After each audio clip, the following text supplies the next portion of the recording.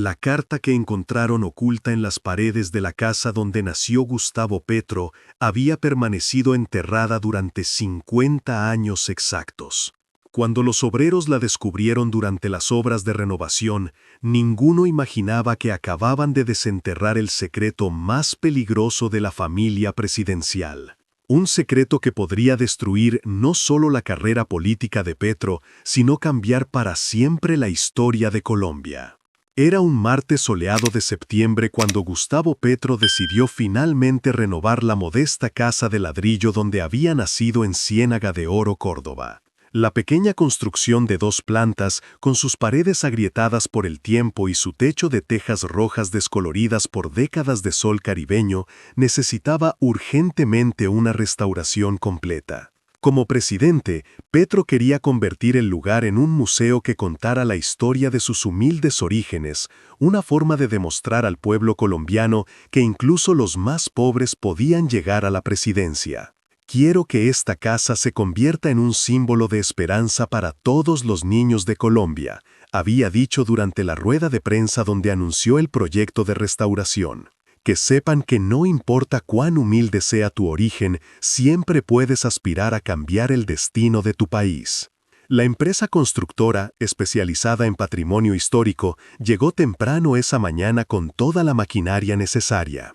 El arquitecto jefe, un hombre mayor llamado Fernando Castillo, tenía más de 30 años de experiencia restaurando casas coloniales por toda la costa caribeña. Había trabajado en proyectos similares en Cartagena, Santa Marta y Barranquilla, pero nunca en algo tan simbólicamente importante como la casa natal del presidente de la República.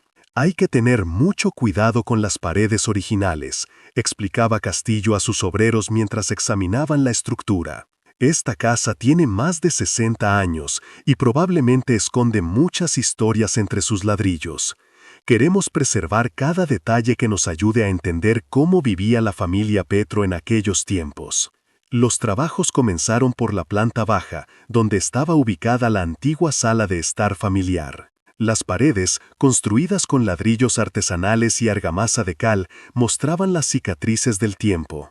Grietas que serpenteaban como venas por la superficie, manchas de humedad que habían dejado mapas abstractos de colores amarillentos y verdosos y agujeros donde las termitas habían hecho de las suyas durante décadas de abandono. Mientras los obreros demolían cuidadosamente una sección de la pared sur, el más joven del grupo, un muchacho de 23 años llamado Andrés Mejía, notó algo extraño en la estructura. Entre 2 ladrillos, envuelto en un pedazo de tela encerada que había resistido milagrosamente la humedad del Caribe, se asomaba el borde de lo que parecía ser un sobre amarillento. «¡Don Fernando!», gritó Andrés emocionado. «¡Venga a ver esto! Hay algo escondido aquí». El arquitecto se acercó inmediatamente, seguido por el resto del equipo. Con sumo cuidado, utilizando herramientas finas para no dañar el hallazgo, extrajeron el misterioso paquete de su escondite de medio siglo. Era un sobre de papel pergamino, sellado con cera roja, que aún conservaba la impresión de un sello familiar, aunque el diseño era demasiado borroso para distinguirlo claramente. En la parte frontal del sobre, escrito con tinta negra en una caligrafía elegante pero temblorosa, se podían leer las palabras que helaron la sangre de todos los presentes. «Para mi hijo Gustavo, cuando sea lo suficientemente fuerte para conocer la verdad sobre nuestra familia. Tu padre, Urbano Petro». El silencio que siguió al descubrimiento fue absoluto. Los obreros se miraron entre sí con una mezcla de curiosidad y temor, conscientes de que acababan de encontrar algo que podría cambiar la historia política de Colombia. Fernando Castillo, con sus décadas de experiencia, sabía que este no era un hallazgo ordinario.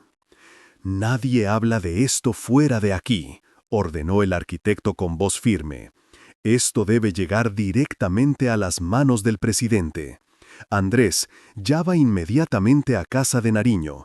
Diles que tenemos algo muy importante que entregar al presidente en persona». Pero lo que ninguno de ellos sabía era que la carta había sido vista por ojos indiscretos. Desde la ventana de la casa vecina, una mujer mayor había observado todo el proceso de excavación con unos binoculares. María Elena Carrasco, de 78 años, había sido vecina de la familia Petro durante toda su juventud y recordaba perfectamente al padre del futuro presidente. Urbano siempre fue un hombre de secretos, murmuró para sí misma, mientras veía cómo los obreros guardaban cuidadosamente la carta en una caja de seguridad. Sabía que algún día esa verdad saldría a la luz. Pobre Gustavo, no sabe lo que le espera. María Elena tomó inmediatamente su teléfono y marcó un número que tenía memorizado desde hacía décadas. Del otro lado de la línea respondió una voz masculina, enérgica a pesar de los años. «Alberto, soy María Elena. ¿Encontraron la carta de Urbano?» «Sí, esa carta. La que estuvimos esperando todos estos años. Tienes que actuar rápido antes de que llegue a manos de Gustavo».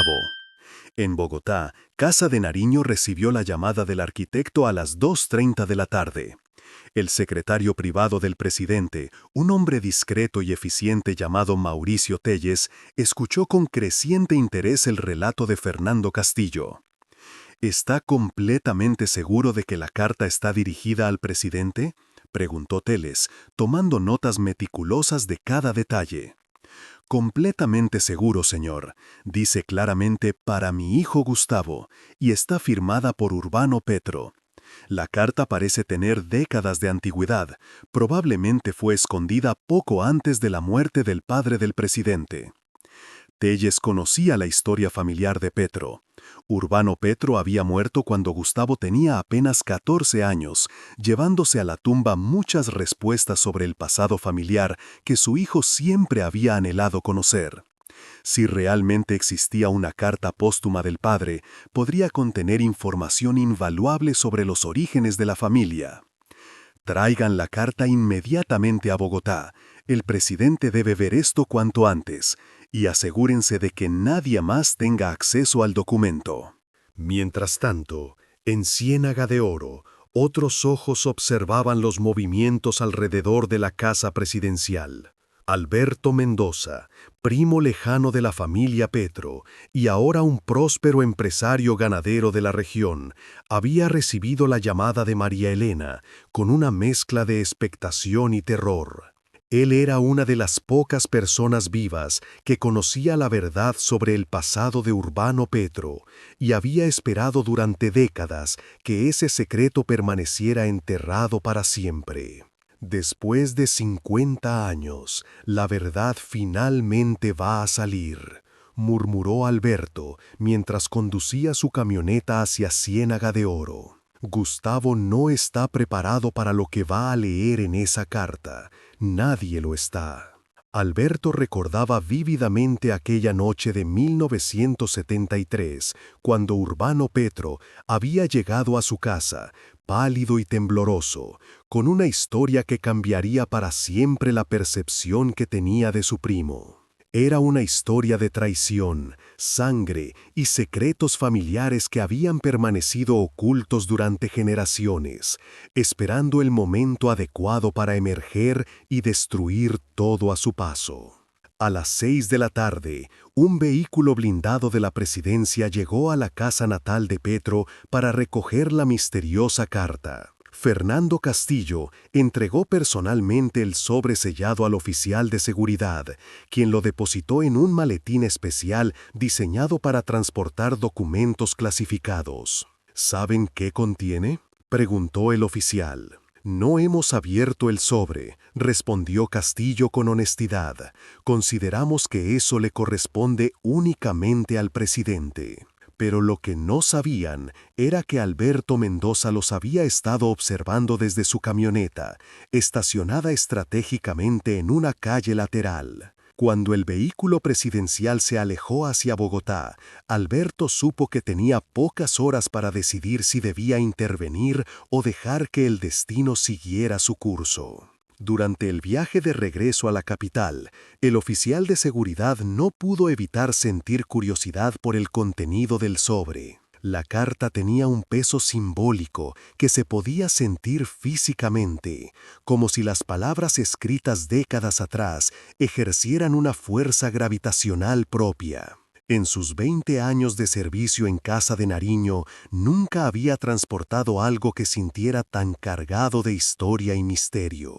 Gustavo Petro se encontraba en su despacho presidencial, revisando los informes económicos del tercer trimestre, cuando Mauricio Telles entró con el maletín que contenía la carta de su padre. El presidente levantó la vista de los documentos, inmediatamente intrigado por la expresión solemne de su secretario.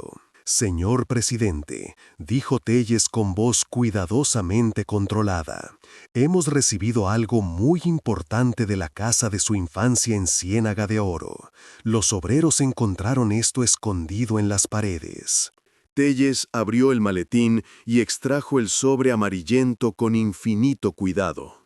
Cuando Petro vio su nombre escrito en la caligrafía inconfundible de su padre, sintió como si el tiempo se hubiera detenido completamente. Sus manos comenzaron a temblar imperceptiblemente mientras tomaba la carta, sintiendo el peso de medio siglo de secretos familiares entre sus dedos. «¿Cuánto tiempo estuvo escondida?», preguntó Petro con voz ronca. Según el arquitecto, probablemente desde poco antes de la muerte de su padre. La carta ha estado oculta en esa pared durante 50 años, esperando a ser descubierta. Petro observó el sello de cera roja, aún intacto después de todas estas décadas. Su padre había sellado esta carta con la solemnidad de alguien que sabía que contenía verdades que cambiarían para siempre la vida de su hijo. Con manos temblorosas, comenzó a romper cuidadosamente el sello centenario. Pero justo en ese momento, su teléfono privado sonó con insistencia. En la pantalla apareció un número que no reconocía, pero algo en su instinto le dijo que debía contestar. «¿Presidente Petro?». La voz al otro lado de la línea era la de un hombre mayor, con un fuerte acento costeño. «Soy Alberto Mendoza, primo de su padre. Necesito hablar urgentemente con usted antes de abrir esa carta». Petro se detuvo en seco, el sobre aún sellado en sus manos. ¿Cómo era posible que este desconocido supiera sobre la carta que acababa de recibir? «¿Quién es usted exactamente?», preguntó Petro con desconfianza. «Soy una de las pocas personas vivas que conoce la verdad que contiene esa carta, presidente. Su padre me contó ese secreto antes de morir y he guardado silencio durante 50 años, esperando que nunca fuera necesario revelarlo. Pero ahora que la carta ha sido encontrada, usted merece conocer toda la historia antes de leer las palabras de Urbano». El corazón de Petro latía aceleradamente. Durante toda su vida había anhelado conocer más sobre su padre, sobre los misterios de su familia, sobre las preguntas que nunca pudo hacer antes de quedarse huérfano a los 14 años.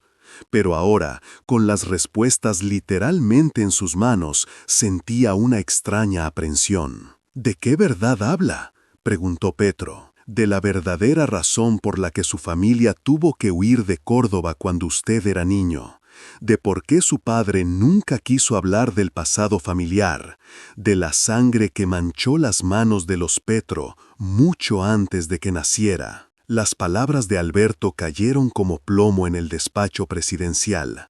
Petro sintió cómo el mundo familiar que conocía comenzaba a tambalearse antes incluso de abrir la carta de su padre. «Venga a Bogotá inmediatamente. Quiero escuchar toda la historia antes de leer ni una sola palabra de esta carta». «Ya vengo en camino, presidente, pero le advierto, la verdad que está a punto de conocer cambiará para siempre no solo su percepción de su familia, sino posiblemente el curso de su presidencia».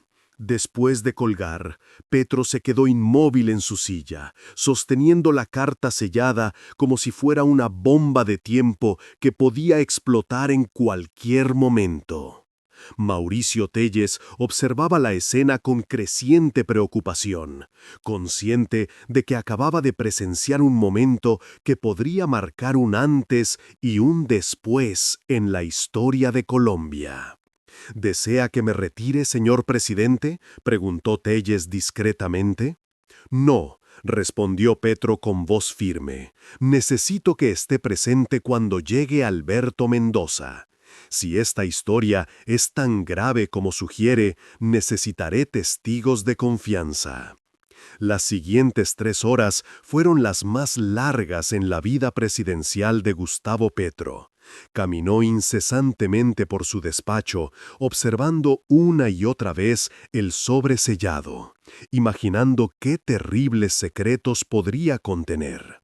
¿Había sido su padre un criminal? ¿Un asesino?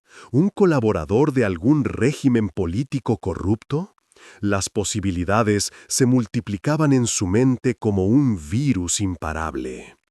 A las 10:30 de la noche, Alberto Mendoza finalmente llegó a casa de Nariño. Era un hombre de 75 años, de complexión robusta típica de los ganaderos costeños, con ojos grises que habían visto demasiadas cosas y arrugas que contaban historias de décadas de sol caribeño. Vestía un sombrero vuelteado auténtico y una guayabera blanca impecablemente planchada, como un hombre que había conservado las tradiciones de su tierra natal a pesar de los años. «Presidente», dijo Alberto con respeto genuino al entrar al despacho, «lamento tener que ser yo quien le cuente esta historia.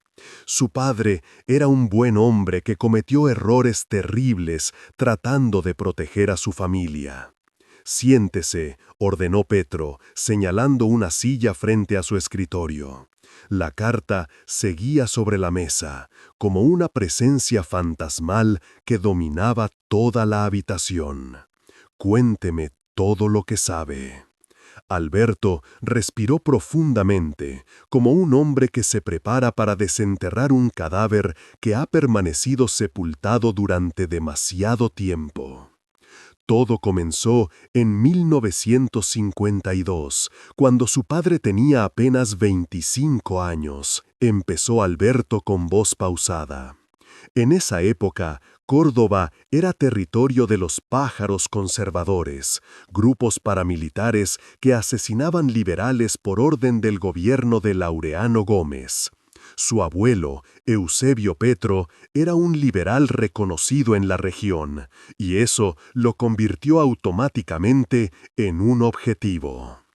Petro escuchaba con atención creciente, tratando de imaginar a su padre como un joven de 25 años en medio de la violencia política que azotaba al país.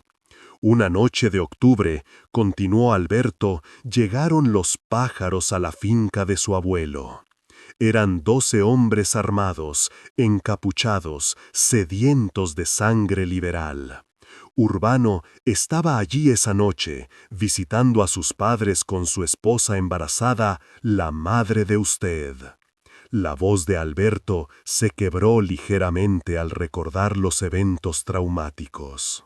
Los paramilitares amarraron a toda la familia en el patio de la casa.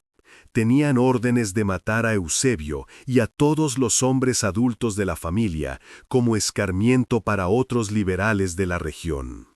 Urbano vio cómo torturaron a su padre durante horas antes de degollarlo frente a sus ojos.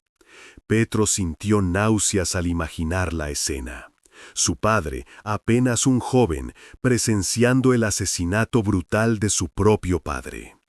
«Pero lo que viene después es lo terrible, presidente», continuó Alberto con voz cada vez más baja.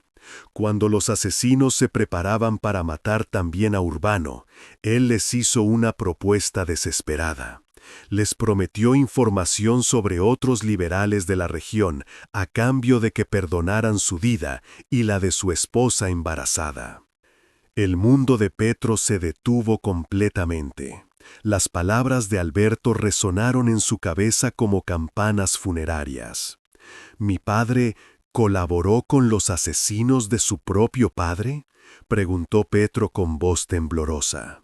«Durante los siguientes 2 años», confirmó Alberto con dolor, «Urbano proporcionó información que llevó a la muerte de al menos 15 liberales de la región. Todo para proteger a su familia, para protegerlo a usted que estaba por nacer.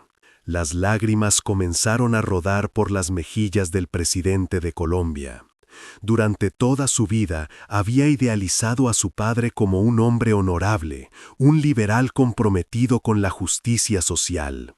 Descubrir que había sido un informante responsable de múltiples asesinatos era más devastador que cualquier ataque político que hubiera enfrentado. ¿Cómo terminó esa situación?, logró preguntar Petro. En 1954, cuando terminó el gobierno de Gómez y comenzó la dictadura de Rojas Pinilla, la violencia sectaria disminuyó temporalmente. Los pájaros se dispersaron y Urbano logró escapar con su familia hacia Bogotá. Cambió su nombre temporalmente, se escondió durante años, hasta que finalmente se establecieron en otra región donde nadie conocía su pasado. Alberto hizo una pausa dramática antes de continuar con la parte más dolorosa de la historia. Pero la culpa lo atormentó toda la vida, presidente. Su padre nunca pudo perdonarse por las muertes que había causado. Se volvió un hombre silencioso, atormentado, que bebía en secreto para olvidar los rostros de las familias que había destruido con su traición. Petro ahora entendía muchas cosas sobre su padre que nunca había podido explicar. Su silencio sobre el pasado, sus períodos de melancolía inexplicable, su obsesión con proteger a la familia por encima de todo. La carta que tiene en sus manos, dijo Alberto señalando el sobre sellado, contiene los nombres de todas las personas que murieron por su información, las direcciones de las familias que quedaron destruidas y las instrucciones para encontrar el dinero que los paramilitares le pagaron por cada vida entregada. ¿Dinero?, preguntó Petro horrorizado. Su padre guardó cada peso que recibió por su colaboración. Nunca lo tocó, lo consideraba dinero maldito. Está enterrado en algún lugar que solo la carta revela, esperando ser devuelto a las familias de las víctimas. Petro observó la carta con una mezcla de horror y fascinación. Contenía no solo la confesión completa de los crímenes de su padre, sino también las instrucciones para reparar, aunque fuera parcialmente, el daño causado décadas atrás. ¿Por qué me cuenta esto ahora?, preguntó Petro. ¿Por qué no se llevó este secreto a la tumba como mi padre intentó hacer? Porque las familias de las víctimas merecen saber la verdad, y porque usted, como presidente de Colombia, tiene el poder de hacer justicia de una manera que su padre nunca pudo. En ese momento, Petro tomó una decisión que definiría no solo el resto de su presidencia, sino su lugar en la historia de Colombia. Con manos temblorosas, rompió finalmente el sello de cera roja y desplegó las páginas amarillentas, escritas con la letra temblorosa de su padre moribundo. Las primeras palabras que leyó confirmarían para siempre que la verdad más dolorosa es a menudo la que más necesitamos conocer. Gustavo, mi hijo querido, si estás leyendo esta carta es porque finalmente has llegado a un lugar en la vida donde puedes cargar con el peso de nuestros pecados familiares y transformarlos en redención. Lo que voy a contarte destruirá la imagen que tienes de mí, pero espero que también te dé las herramientas para ser el hombre que yo nunca pude ser. Esa noche, en el despacho presidencial de Casa de Nariño, Gustavo Petro leyó cada palabra de la confesión completa de su padre. Lloró por las víctimas, cuyos nombres ahora conocía, y comenzó a planear la manera de convertir el legado más oscuro de su familia en el acto de justicia más importante de su presidencia. La carta, oculta durante 50 años, había revelado finalmente sus secretos, y con ellos había abierto el camino hacia una reconciliación histórica que ningún colombiano habría podido imaginar.